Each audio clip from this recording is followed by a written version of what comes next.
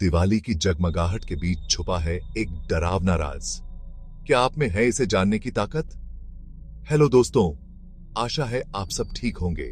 सबसे पहले हमारे इस नए चैनल को सब्सक्राइब कर लीजिए। तो चलिए शुरू करते हैं आज की कहानी। दिवाली का खतरनाक ब्रह्म राक्षस। सुना जाता है दिवाली की रात जब दियों की रोशनी फैलती है और पटाखों की गूंज होती है तो एक भयावह ब्रह्म राक्षस नींद से जागता है। सदियों से कैद ये राक्षस सिर्फ दिवाली की रात ही बाहर निकलता है।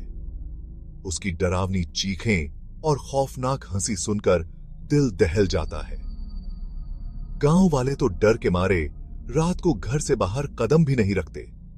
तो क्या आप दिवाली की रात इस ब्रह्म राक्षस से मुकाबला करने की हिम्मत रखते हैं? जरा सोचिए।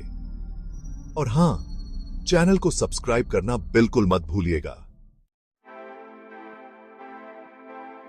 दिवाली की रात थी। आसमान में रंग बिरंगी आतिशबाजियों की चमक थी जो पूरे गांव को रोशन कर रही थी। हर तरफ एक अद्भुत नजारा था, जैसे तारे जमीन पर उतर आए हों। हर तरफ रोशनी ही रोशनी थी। गलियों में रंग बिरंगी लाइट्स की सजावट थी और हर घर के बाहर दियों की कतारें जगमगा रही थी। ऐसा लग रहा था मानो पूरा गांव एक साथ जगमगा उठा हो। हर घर में दिए जल रहे थे। मिट्टी के दियों की लौ में एक अलग ही चमक थी जो अंधेरे को चीरते हुए एक नई उम्मीद की किरण फैला रही थी। दियों की कतारें घरों को और भी सुंदर बना रही थीं। बच्चे पटाखे फोड़ रहे थे। उनकी हंसी और खुशी की आवाजें पूरे माहौल को और भी जीवंत बना रही थीं। छोटे छोटे बच्चे फुलझड़ियां जलाते हुए, बड़े बड़े पटाखे फोड़ते हुए अपनी मासूमियत में खोए हुए थे। मिठाइयों की खुशबू हवा में फैली हुई थी।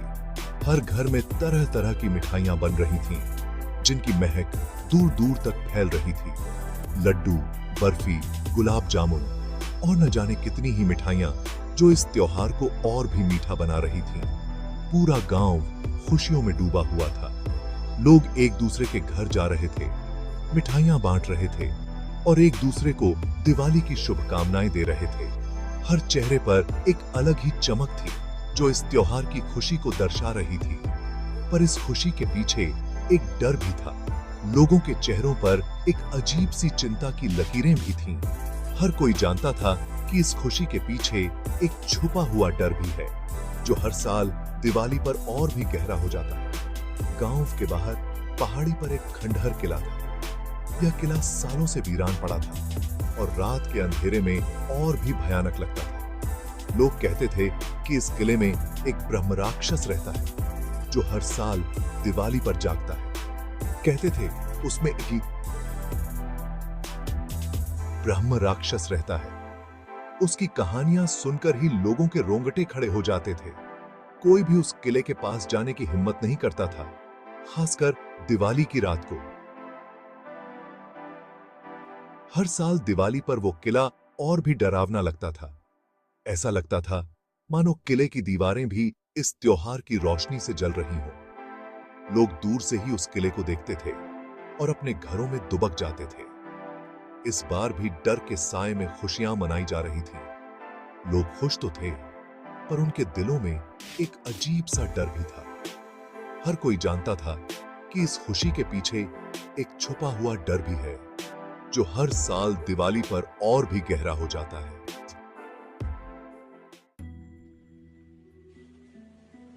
किला बहुत पुराना था। यह किला सदियों पुराना था और इसकी दीवारों पर समय की मार साफ दिखाई देती थी।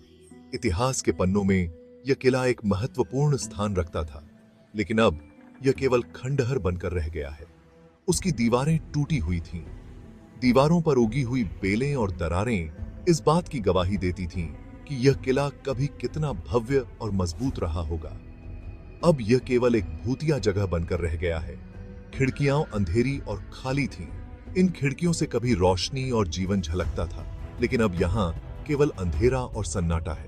ये खिड़कियां अब केवल अतीत की कहानियां सुनाती हैं। कोई भी वहां जाने की हिम्मत नहीं करता था। इस किले की भूतिया कहानियां और डरावनी घटनाएं लोगों को यहां आने से रोकती थीं। यहाँ का माहौल इतना डरावना था कि लोग दिन में भी यहाँ आने से कतराते थे। कहते हैं कि बहुत साल पहले एक राजा यहाँ रहता था। वो बहुत जालिम था। उसकी क्रूरता और अत्याचारों की कहानियां आज भी लोगों के दिलों में डर पैदा करती हैं। राजा का सिंहासन अब भी यहाँ है, लेकिन वह अब केवल एक खंडहर बनकर रह गया है। उसने अपने लोगों पर बहुत अत्याचार किए थे। राजा की क्रूरता की निशानियां आज भी इस किले में देखी जा सकती हैं। यहाँ के लोग उसकी क्रूरता से इतने त्रस्त थे कि उन्होंने भगवान से प्रार्थना की कि उन्हें इस अत्याचारी राजा से मुक्ति मिले।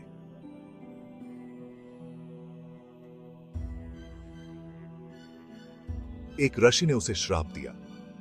ऋषि ने राजा की क्रूरता से तंग आकर उसे श्राप दिया कि वह एक ब्रह्म राक्षस बन जाएगा और इस किले में कैद हो जाएगा। ऋषि का श्राप इतना शक्तिशाली था कि राजा तुरंत ही ब्रह्म राक्षस में बदल गया। राजा ब्रह्म राक्षस बन गया और किले में कैद हो गया। अब वह इस किले में भटकता रहता है, अपनी क्रूरता और अत्याचारों का प्रायश्चित करता हुआ। उसकी आत्मा को कभी शांति नहीं मिलती। तब से हर दिवाली पर वो भूखा और गुस्से में जागता है। दिवाली की रात को किले में अजीबोगरीब घटनाएं होती हैं। लोग कहते हैं कि उस रात राजा की आत्मा जागती है और वह अपने अत्याचारों का बदला लेने के लिए भटकती है। इस किले की दिवाली की रातें आज भी लोगों के दिलों में डर पैदा करती हैं।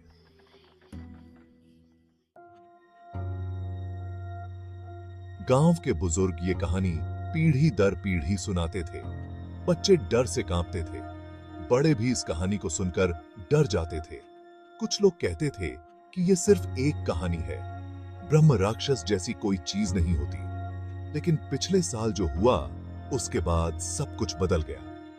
ब्रह्म राक्षस की कहानी सिर्फ एक कहानी नहीं रह गई थी। पिछली दिवाली पर एक आदमी गायब हो गया था। यह घटना पूरे गांव को हिलाकर रख देने वाली थी। वो किले के पास से गुजर रहा था। किला जो सदियों पुराना था, अपनी रहस्यमयी कहानियों के लिए मशहूर था। उस रात लोगों ने किले से अजीब सी आवाजें सुनी थीं। ये आवाजें इतनी डरावनी थीं कि लोगों के रोंगटे खड़े हो गए। एक भयानक गर्जना गूंजी थी।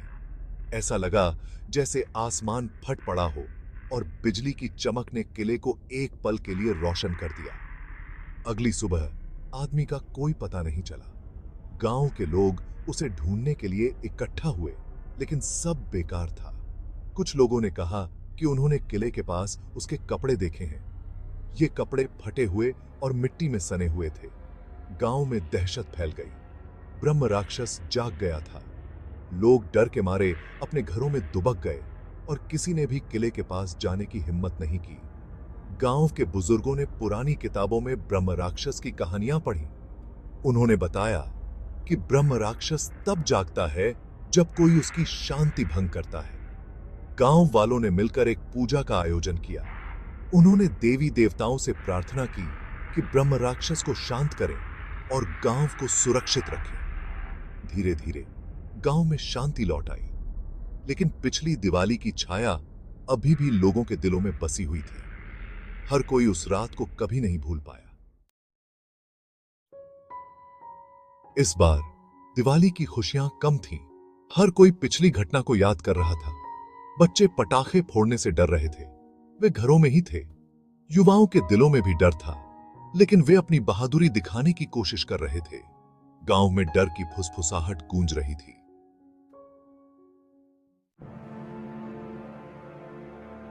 गांव के कुछ युवाओं ने फैसला किया कि वे ब्रह्म राक्षस का सामना करेंगे। वे जानते थे कि यह खतरनाक है, लेकिन वे अपने गांव को बचाना चाहते थे। उन्होंने हथियार इकट्ठा किए, लाठियां, कुल्हाड़ियां और जो कुछ भी उन्हें मिल सका। दिवाली की रात वे किले की ओर चल पड़े। और जुबा थे जो के साथ थे। अमावस्या की रात थी। आसमान में एक भी तारा नहीं था। हवा ठंडी और भारी थी।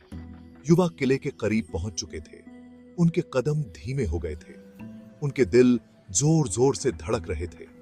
उनके हाथ पसीने से भीग गए थे। किले के अंदर से अजीब सी आवाजें आ रही थीं। अचानक किले का दरवाजा खुल गया। एक बहुत बड़ा साया बाहर निकला। वो ब्रह्म राक्षस था। उसकी आंखें लाल थीं, जैसे आग जल रही हो। उसके दांत बहुत तेज थे। युवा डर के मारे चिल्ला पड़ा। वे पीछे हटने लगे। ब्रह्म राक्षस ने दहाड़ लगाई। उसकी आवाज से पूरी घाटी हिल गई। युवाओं ने हिम्मत जुटाई और एकजुट हो गए। उन्होंने ब्रह्म राक्षस पर हमला कर दिया। बिना डरे वे लाठियां और कुल्हाड़ियां चला रहे थे, पूरी ताकत से। लेकिन ब्रह्म राक्षस बहुत ताकतवर था, अजेय। एक एक करके युवा गिरते जा रहे थे, घायल। उनकी उम्मीदें टूट रही थीं, निराशा छा रही थी। तभी एक युवक ने ब्रह्म राक्षस की छाती पर वार किया। विजय का क्षण। ब्रह्म राक्षस चीखा और गायब हो गया। युवा हैरान थे। क्या ब्रह्म राक्षस मर गया था? उन्होंने चारों ओर देखा, लेकिन ब्रह्म राक्षस का कोई निशान नहीं था। युवा वापस गांव लौट आए। वे थके हुए थे, घायल थे, लेकिन जिंदा थे। क्या ब्रह्म राक्षस वाकई मर गया था, या वो फिर से वापस आएगा? ये सवाल सभी के मन में